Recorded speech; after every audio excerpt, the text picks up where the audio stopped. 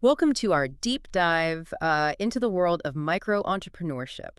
You've sent over some incredible stories of people ditching the corporate world, to create their own businesses. And honestly, I'm already feeling inspired just looking at this stack of It's not research. just inspiring, it's fascinating how these individuals spotted opportunities where most of us, you would just see a dead end. Yeah. We'll be digging into what made them successful and, more importantly, what you can learn from their experiences. We've got everything from mattress-selling cyclists to someone who calls themselves a professional language hacker. Seriously, I'm ready to have my mind blown. Where do we even begin? One of the most intriguing things that jumps out from these stories is the accidental entrepreneur phenomenon. These aren't your typical business school grads with a 5-year plan. We're talking about people like Michael Hanna, a seasoned sales professional who was unexpectedly laid off. Oh, I read Michael's story. He was selling mattresses on Craigslist within weeks, right? And making a good living from it, too. Exactly. But here's the thing. Michael's story is far from unique. The research actually found this was a common theme among these micro-entrepreneurs. What we're seeing is a growing movement of individuals, often driven by necessity, who launch successful ventures without any formal business training or significant startup capital. Take Sarah Young, for example. She loved knitting but couldn't find the specific type of yarn she wanted locally, so she opened her own yarn store. Talk about turning passion into profit. Okay, so that brings up a question I had while going through all this. What exactly is a micro-entrepreneur anyway? Is it just a fancy term for someone running a small business? That's a great question, and it's important to get the terminology right. While micro-entrepreneur and small business owner might seem interchangeable, there are some key differences. Micro-entrepreneurs are characterized by a few defining factors: incredibly low startup costs, a focus on independence and autonomy, and often a structure that blurs the lines between work and personal life. We're talking about people who are building businesses that fit their lives, not the other way around. That makes sense. It's less about fitting into the traditional mold of what we think a business should look like, and more about carving out your own unique path. Precisely. And it's not just limited to our local community or even our country. This is a global trend. In our research, we have Susanna Conway from England. She was a journalist who started teaching photography on the side and unexpectedly found her calling. Then there's Benny Lewis, the language hacker, who travels the world teaching language skills and essentially making a living out of his passion for languages. So we're talking about people all over the world realizing they don't have to be stuck in a cubicle to be successful, but there has to be more to it than just good timing or being in the right place. I'm curious, did you find any common threads among these success stories, besides the whole accidental entrepreneur thing? Absolutely. One of the most compelling findings is the power of strategic giving. Many of these entrepreneurs embraced a non-traditional approach to marketing, focusing on providing value and empowering others, even before asking for a sale. Oh, like Megan Hunt, who makes those incredible handcrafted dresses and gives away free sewing tutorials online. And what about Scott Meyer? He gives away tons of free training material on his website for his software business. Exactly. Now, most people would think, why give away your expertise for free? Yeah. But that's what's so brilliant about it. By offering valuable content or services up front, these entrepreneurs build trust and credibility, attracting a loyal customer base who appreciates their generosity and expertise. It's a win-win that goes against the typical hard sell tactics we see so often. It definitely seems like a smarter approach, especially in today's world where everyone is bombarded with advertising. It's almost like a breath of fresh air to find businesses genuinely focused on helping people first and foremost. It speaks to a larger shift in consumer behavior and business ethics. People are increasingly seeking out businesses that align with their values, and this includes transparency, authenticity, and a sense of community. I'm starting to see a pattern here. These micro-entrepreneurs are proving that you don't need a cutthroat, profit above all approach to be successful. It's almost like they've stumbled onto a new model for business, one that's built on collaboration and genuine connection with their customers. That's a great observation, and it's something we'll be digging into even deeper as we go through these stories. Now, speaking of digging deeper, let's talk about the research behind this deep dive. You've shared a study that looked at over 1,500 micro-businesses, and I have to admit, the selection criteria really piqued my interest. Right. The researchers specifically looked at businesses with low startup costs, no need for specialized skills, and were already profitable. It really highlights the idea that you don't need to be a tech genius or have a trust fund to create a successful business. And that's exactly what makes this research so relevant to our listeners. It challenges the traditional narrative of what it takes to be an entrepreneur and showcases the incredible potential of micro-businesses as a viable path to financial independence and personal fulfillment. It's almost like they're saying, look, you don't need a fancy MBA or millions in venture capital to create something meaningful and profitable. This study is full of stories of everyday people building sustainable businesses from scratch, often using resources they already had or could easily access. And let's not forget the role of hardship in sparking innovation. We see this in Jessica Reagan Salzman's story. Her husband was laid off, Mm. and she ended up turning her part-time bookkeeping hobby into the family's main income source. Yeah. Or Turia Gentile, who started her business to work from home while raising her children. She ended up creating a business so successful that her husband was able to stay home as well. Their stories are a powerful reminder that sometimes the biggest challenges can lead to the most unexpected opportunities.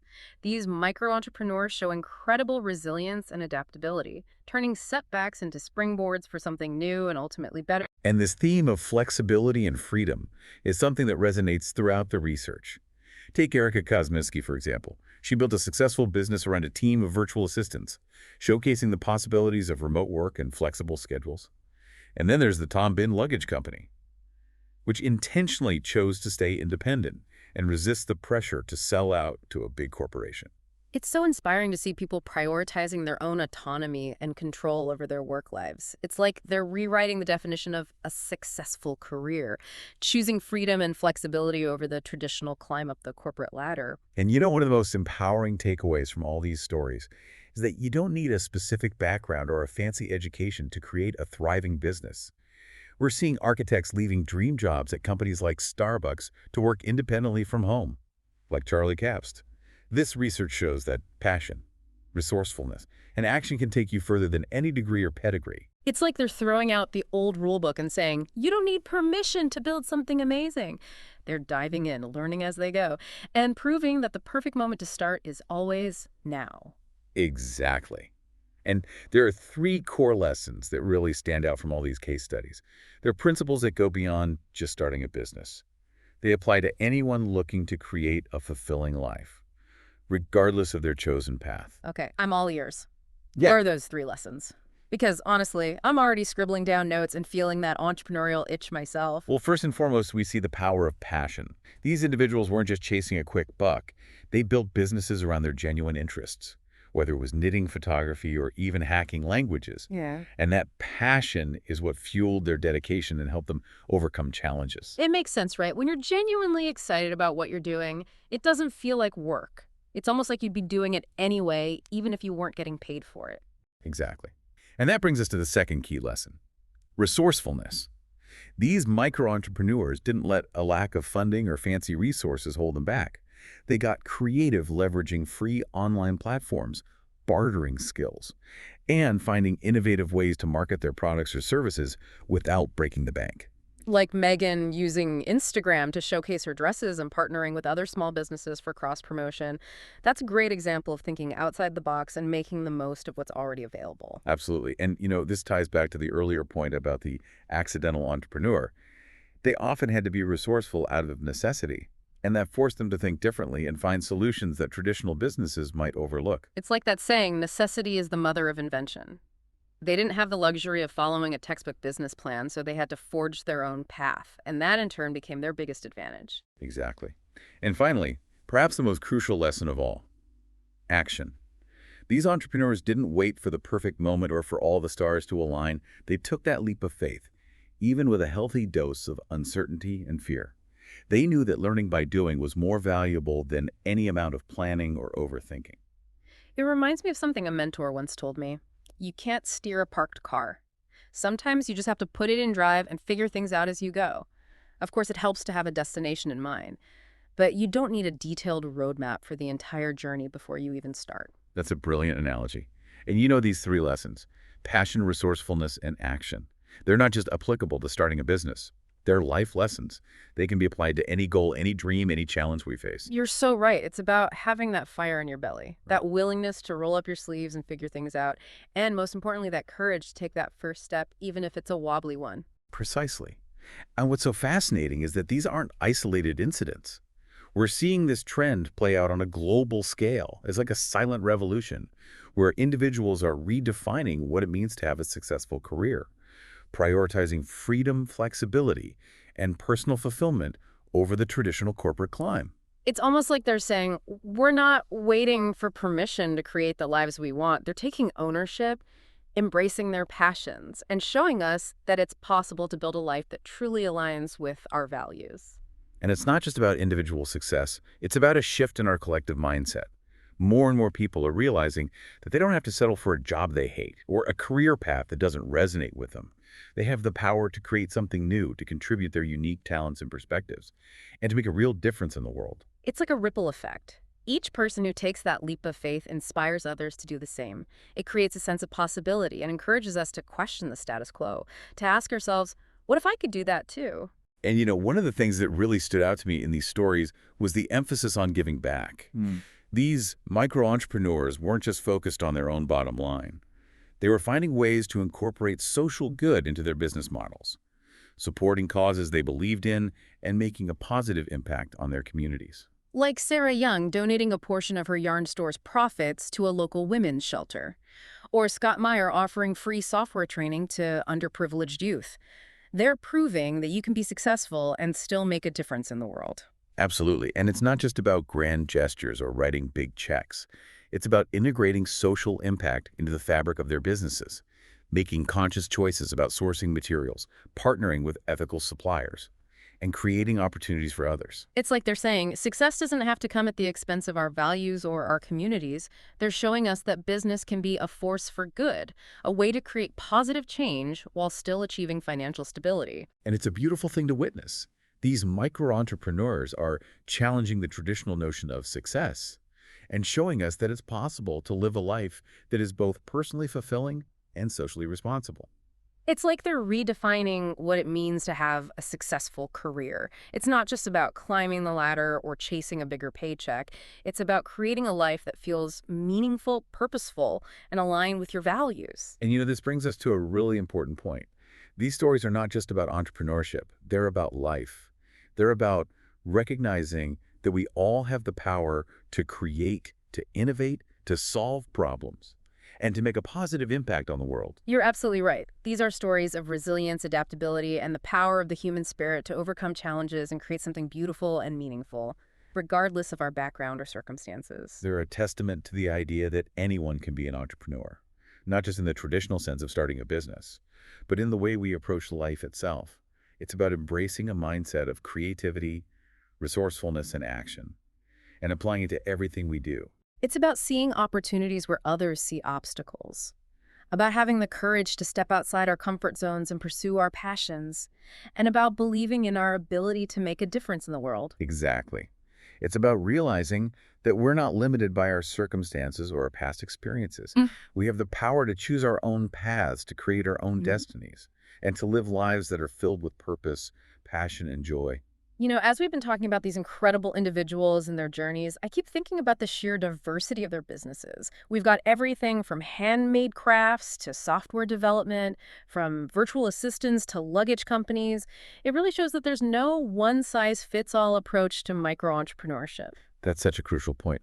What's so exciting about this movement is that it embraces individuality and encourages people to create businesses that truly reflect their passions and skills. It's not about fitting into a predefined box. It's about carving out your own unique space in the world. And it challenges the traditional notion that you need a groundbreaking idea or a disruptive technology to be successful. These stories demonstrate that sometimes the simplest ideas, the ones that meet a specific need or solve a common problem, can be the most impactful. Absolutely. Think about Sarah Young's yarn store. It wasn't a revolutionary concept, but it filled a gap in her local community and resonated with other passionate knitters. It's a reminder that success often lies in identifying those unmet needs and finding creative ways to address them. So for our listener who sent in these stories, the one who's been dreaming of ditching their cubicle and building something of their own, what would be your advice? Where do they even begin? That's the million-dollar question, isn't it? And while there's no magic formula, I think the key lies in reflecting on those three core lessons we discussed: passion, resourcefulness, and action. Start by asking yourself, what am I truly passionate about? What skills do I have that could be valuable to others? What problem can I solve? It's about finding that sweet spot where your interests, skills, and the needs of the market intersect. And then, as we've seen from these inspiring stories, it's about being resourceful with what you have, thinking creatively, and not being afraid to experiment and learn as you go. And most importantly, it's about taking action. Don't let fear or self-doubt hold you back. Start smallly. Test your ideas. And be willing to iterate and adapt along the way. The most successful micro-entrepreneurs are the ones who embrace the journey with all its twists and turns and never give up on their vision. It's like those entrepreneurs who started businesses after facing setbacks. They didn't let those challenges define them, they used them as fuel to create something new and better. Precisely. And that's what makes this research so empowering. It shows us that we all have the potential to be entrepreneurs, to create something meaningful and impactful, regardless of our backgrounds or circumstances. It's a reminder that the world is full of possibilities, waiting to be discovered. We just need to have the courage to step outside our comfort zones, to embrace the unknown, and to trust in our own abilities. And one of the most rewarding aspects of this journey is the sense of community and connection that often emerges. Many of these micro-entrepreneurs find support, collaboration, and inspiration from like-minded individuals. We saw that with Megan Hunt collaborating with other local artists and artisans to create a pop-up market, and Scott Meyer building an online community of software developers who share tips and resources. It's a reminder that we don't have to do it alone. There are people out there who are willing to help, who are eager to connect, and who believe in the power of collective action.